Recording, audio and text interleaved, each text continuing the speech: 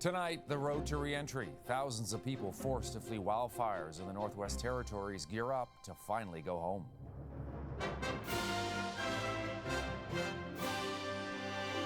The new worries after weeks of uncertainty. I hope there's a home to go back to. As the territory reveals its plans for the evacuees returning. It will take time to get back to fully normal. Plus, 25 years since the devastating Swissair disaster. It's something I live with every day. Commemorating the deadly plane crash off the coast of Nova Scotia. And remembering legendary singer Jimmy Buffett.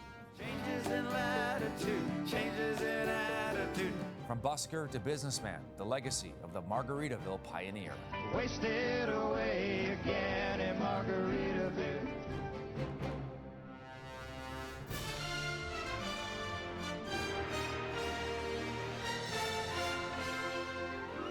CTV National News with Sandy Ronaldo. Reporting tonight, Todd Vanderhayden. Good evening. More than 20,000 Canadians from the Northwest Territories got the good news today they have been so desperate to hear. They can finally go back home to Yellowknife as of Wednesday after being forced out because of wildfires.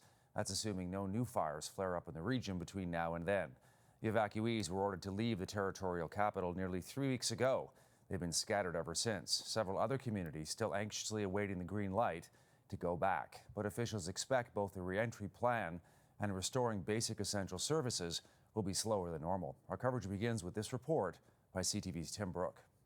Alex Miller is getting pretty sick of the Calgary Airport Westin Hotel. Me and my mom only thought we would be here for a couple of days. That was in mid-August. Now, in September, this Yellowknife resident has finally received the news he's been waiting for. His city's evacuation order is being lifted. I hope there's a home to go back to. On Wednesday at noon, Miller and about 30,000 others staying in Alberta will be able to head back to the NWT. Most are more than ready. Yeah, excited to get the kids back into a regular routine. It's been a lot. Finally, I can deal with this and I can go home. All I know is that Calgary has a really big heart.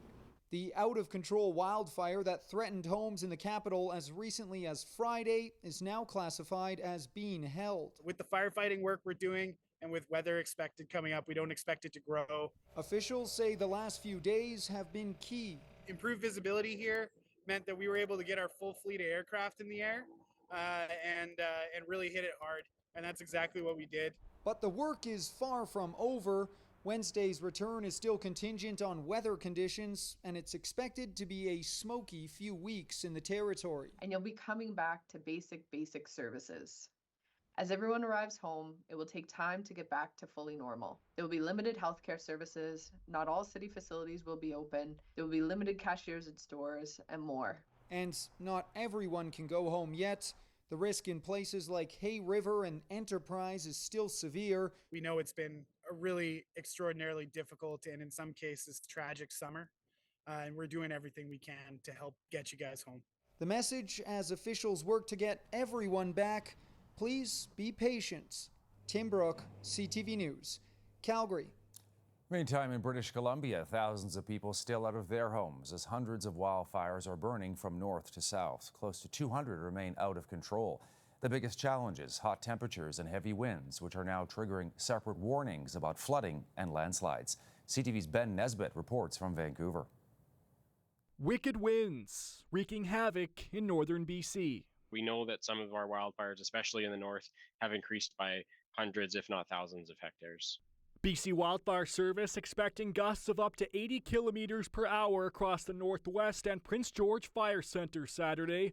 More than 150 fires are currently burning in those regions combined, and officials on the ground aren't expecting any relief over the rest of the weekend. Sunday, we have a kind of a well-defined cold front that's going to sweep across the northeast, so we are expecting increased winds once again, and that's going to increase that fire activity as well. But there is some good news in southern BC, as more evacuation orders for both West Kelowna and the Shuswap, two of the hardest hit communities, have been lifted.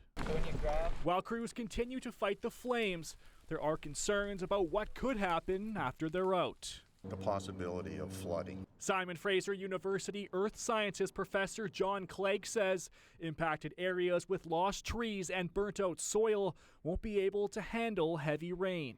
What that does is just amp up the runoff from the land over a very large area that's been burned, and you reach flood stages in these rivers much more rapidly. Clegg points to Merritt in 2021, where wildfires and a heat dome were followed by floods and a mudslide. He worries that could happen in either the Okanagan or Shuswap. We have to anticipate this as a possibility. With more than 400 fires still burning and thousands of people still under evacuation orders, provincial officials have extended the state of emergency until September 14th. Ben Nesbitt, CTV News, Vancouver. In the United States, President Joe Biden got a first-hand look at Hurricane Idalia's destruction in Florida. But the state's governor, Ron DeSantis, who himself is running for president, refused to meet face-to-face with Biden. The president taking an aerial tour and met with some storm survivors who were badly hit. DeSantis rejecting a meeting, suggesting it would disrupt the disaster response. The decision came hours after Biden had said the two would meet. The Deputy Prime Minister Finance Minister Chrystia Freeland has given an extraordinary order to a Canadian bank, demanding that it sever its ties with 3 of its own founders. The concern here is over their links to the communist regime in China.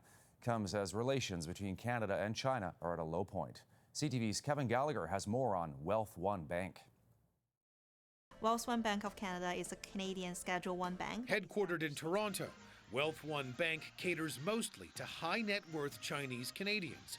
Now the creators are being targeted by the finance minister over their alleged ties to Beijing. In a letter obtained by CTV News dated April 24th, Chrystia Freeland ordered the bank's 3 founders to dispose of all their shares within 120 calendar days, as the minister decided their continued ownership would be contrary to the public interest and pose risks to the bank and the broader financial system in Canada. It is pretty remarkable. I've never seen it before on national security grounds, and it does suggest that there is some sort of secret intelligence. The 3 men ordered to sever ties with the bank are insurance executive Xiongling Shen, grocery store tycoon Yongshen Ouyang, and property developer Morris Chen. None could be reached for comment. This comes as tensions are high, with Beijing rejecting allegations it's meddling in Canada's democracy. Bob Pickard recently resigned from the Chinese-led Asian Infrastructure Investment Bank over fears it conflicted with Canadian interests. He warns foreign interference targets the financial sector too. Chinese influence is integrated, it's strategic, it's pervasive, and it's happening now. Wealth One Bank was fined nearly $700,000 under federal money laundering laws in March, in part for failing to report suspicious activity. Today, the bank's president confirms Wealth One followed orders from the minister to insulate and separate the bank from 3 of its shareholders, adding, "This brings certainty." The 3 founders can choose to fight this order in court. A spokesperson for Minister Freeland's office says it would be inappropriate to comment on any specific process that may be underway, Todd. CTV's Kevin Gallagher in Ottawa. Thanks, Kevin. A tragic anniversary in the Maritimes tonight, 25 years after one of the worst air disasters in Canadian history. A candlelight vigil was held earlier this evening in Bayswater, Nova Scotia, for those who died on Swissair Flight 111. It went down off the coast of Nova Scotia on this night back in 1998 after an electrical short circuit caused a fire in the cockpit. Now, a quarter-century later, families of those killed have returned to pay their respects. CTV's Sarah Plowman reports. 229 lives, each with dreams shattered at sea when Swissair Flight 111 crashed into the Atlantic. 25 years has passed. This mother's pain has not. It's something I live with every day, and his brothers and sisters and friends. Her son, Tom Hossman, was 33, a grain buyer who left New York bound for Geneva for a meeting. And he had already promised when he got back from this meeting, he was moving back to the Midwest. Instead, her family rushed to Nova Scotia, waiting at Peggy's Cove for any update. The task of recovering the remains was enormous. Many are still scarred by what they saw and handled. At the time, Dr. John Butt was Nova Scotia's medical examiner. One of my first recollections is that I could run away. And I knew that that would cause you can imagine what that would do. Instead, he, the military, police, and others worked tirelessly to recover and identify the remains of every person on board. We made so many good friends. It's unbelievable. They were like family. In the early hours after the crash, and 25 years on, this community has wrapped its arms around the families left behind. That's partly why Hossman returns for the anniversary. It was like having family here already, waiting to welcome us into their homes, their families. At a time like that, you want family and friends with you, and you had them here. Comfort to ease her pain, and that of so many others. Sarah Plowman, CTV News, Bayswater, Nova Scotia. And there's coverage to come on this story later this half hour. We'll head to the iconic Peggy's Cove for a conversation with two veteran CTV journalists who reported on this tragedy 25 years ago. Tributes are pouring in for Margaritaville singer Jimmy Buffett, who's died at the age of 76. For more than half a century, Buffett's blend of tropical rock found a legion of fans, flocking to his concerts, often dressed in Hawaiian shirts, shorts, and flip-flops. He always had a soft spot as well for Canada because of his family ties. CTV's Vanessa Lee looks back on a laid-back life. Jimmy Buffett's music made millions smile. Known for his beach bum anthems, his lyrics celebrated the Florida Keys, sunshine, and nightlife. U.S. President Joe Biden calls him an American music icon who inspired generations to step back and find joy in life and in one another. Elton John wrote, he was a unique and treasured entertainer. His fans adored him, and he never let them down. Buffett famously put Margaritaville on the map back in 1977. The song would become a soundtrack to countless happy hours around the world. Over his career, he sold more than 200 million albums. All of that fun in the sun paid off, and not just in record sales. Buffett became a billion-dollar brand with restaurants and resorts, selling everything from beer to books. He made more money doing that than his actual music. Even though on the music side, he had 14 Billboard Top 40 hits, but Margaritaville is the one that is going to outlast all of us. Good times and riches, some bruises and stitches. His concerts drew massive crowds, die-hard fans known as parrot heads. The audience is just so much fun for me to look at. I mean, they're as entertaining to me as I hope I am to them. He maintained a close connection to his family on Canada's East Coast. His song, Son of a Sailor, was written about his grandfather, who was born in the town of Roseblanche, Newfoundland. On his website, a statement reads, Jimmy passed away peacefully, surrounded by his family, friends, music, and dogs. He lived his life like a song till the very last breath, and will be missed beyond measure by so many. Vanessa Lee, CTV News, Montreal. One of Canada's best-known architects has died, Raymond Moriyama. Among his famous works, the Canadian War Museum, the Ontario Science Centre, and Canada's Embassy in Japan. Moriyama was born in Vancouver in 1929. During World War II, his family was placed in an internment camp as Japanese Canadians were seen as security threats. Moriyama later said that experience had a big impact on his work. In 1970, he co-founded Moriyama and Teshima Architects in Toronto. His vision was so-called humane architecture about democracy and equality. Among his other famous works, Ottawa City Hall and the Bata Shoe Museum in Toronto. Moriyama was 93 years old. Coming up, revolutionizing the recovery process. It's the coolest technology because it really mimics what the screen is showing you. How an Ottawa woman uses high tech to heal after a tragic incident.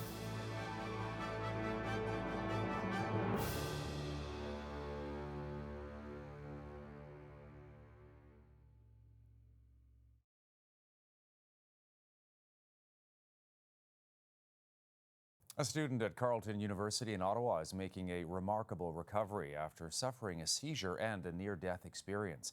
But thanks to cutting-edge technology, a unique 3D virtual reality rehab system, patients are now getting a second chance. CTV's Katie Griffin has more from the capital.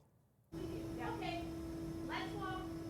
For Ida Attar, putting one foot in front of the other is nothing short of remarkable. Feels like my life's coming back together. I just got back from a big trip that I obviously wouldn't have been able to go on. The 19-year-old suffered a seizure while swimming at a friend's cottage just over a year ago. Attar nearly died and doesn't remember what happened. I went under, my friend realized something was wrong, so she pulled me up by my hair. And at that point, everyone was calling 911, jumping into the water. She'd be in a coma for weeks, airlifted to the Ottawa hospital, and even with a ventilator, Attar couldn't get enough oxygen, so doctors put her on another machine at the University of Ottawa Heart Institute. It basically bypasses your lungs, so it takes the blood out of your body, oxygenates it, and puts it back in. Once she was medically stable, Attar started physiotherapy. This 3D virtual reality system at the General Hospital's Rehabilitation Center, a big part of her recovery. It's the coolest technology because it really mimics what the screen is showing you. It's called the Karen, which just stands for Computer-Assisted Rehabilitation Environment. Screens work alongside a moving platform, remote-controlled treadmill, and surround sound. We can, adjust whether they're going uphill, downhill, sideways, slopes. So it's much more like the regular environment that you would experience when you're out walking, and less like just walking on flat hospital floors that are perfect and smooth. The Ottawa Hospital is just one of 2 hospitals in all of Canada to have this system used for both care and research. Karen really helped us with being able to identify for more and more goals, is because she would achieve her goals and then she was like, okay, what's next? This summer that included getting back in the water, exploring Europe, and returning to university to study neuroscience. Grateful to those who made it possible. I just want to be part of that for somebody else because I wouldn't be here without them. Katie Griffin, CTV News, Ottawa. And still ahead, remembering a tragedy. Personal reflections from the storytellers who covered the Swissair disaster a quarter of a century ago.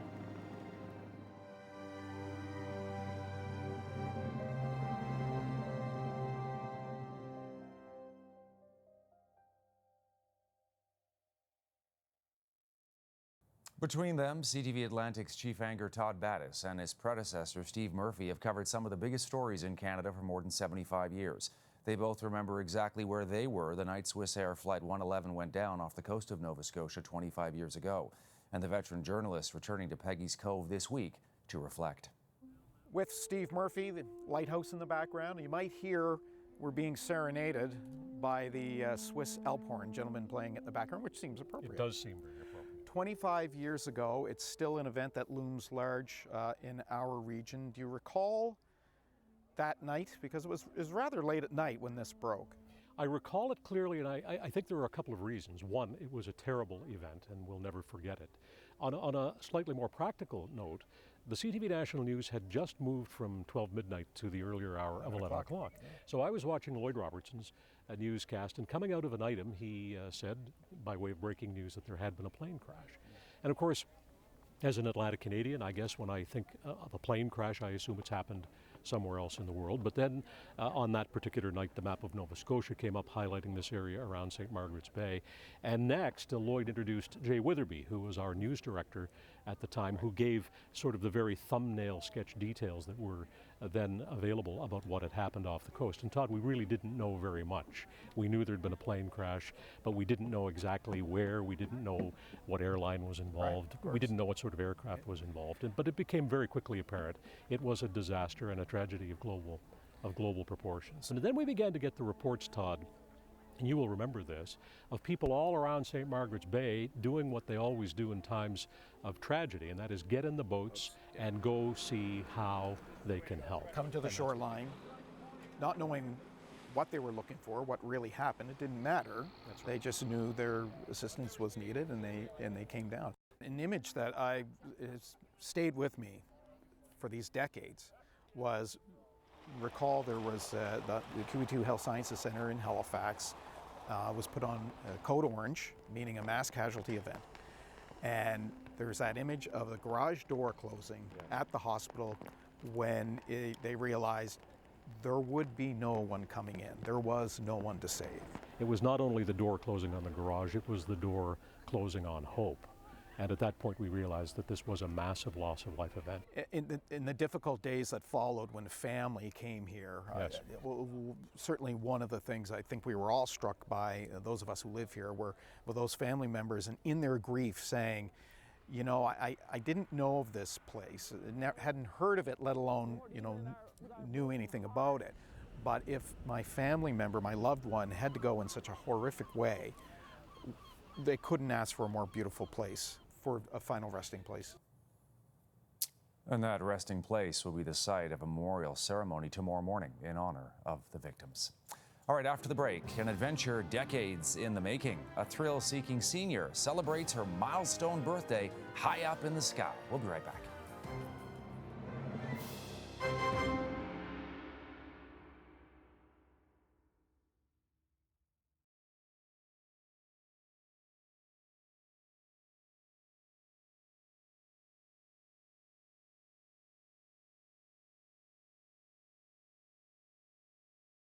We'll leave you tonight with a story of an 80-year-old grandmother from Vancouver Island. Many are calling Betty John inspirational. At an age when others are slowing down, she's in free fall literally.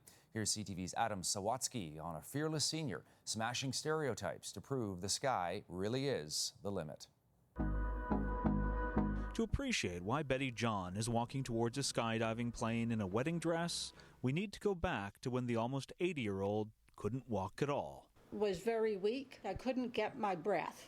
Couldn't sleep because I was afraid I wasn't going to wake up. Betty got sick at the start of 2020 during a vacation where the hotel doctor called her condition a mystery. He said, "You're near death and I don't know how to fix you." After being rushed back to Canada, Betty spent the next 3 months in hospital being treated for COVID. It was worse than being drunk as an alcoholic and going to die that way. Now high in the sky, Betty couldn't be further from her rock bottom. And she credits her ability to endure 3 years of long COVID with the strength she's found being 8 years sober. God grant me the grace to accept The things I cannot change and the courage to change the things I can, yeah. And finding the courage to jump out of a plane? This is about inspiring change for others. Because I know there's people out there suffering just like I did. Well, Betty's skydiving as a fundraiser for long COVID research at the BC Women's Health Foundation. She's also encouraging others to make the most of living life one day at a time. Live it as if it was your last day. Give back to others, Betty says, and face your fears. And if you've been married 3 times but never worn a wedding dress, I would like to have my husband see me now. why not buy yourself one to face your fears and give back to others at the same time? You can do whatever your heart wants to do and do it before it's too late. And no matter your age, Betty says, if you can find a way to do that, the feeling will be unforgettable. Fantastic! And don't think about it twice, just do it. Adam Sawatsky, CTV News, Victoria. That's great advice. That's it for us tonight. I'm Todd Vanderheyden. For all of us here at CTV National News, thank you for watching, and I'll see you again right here tomorrow.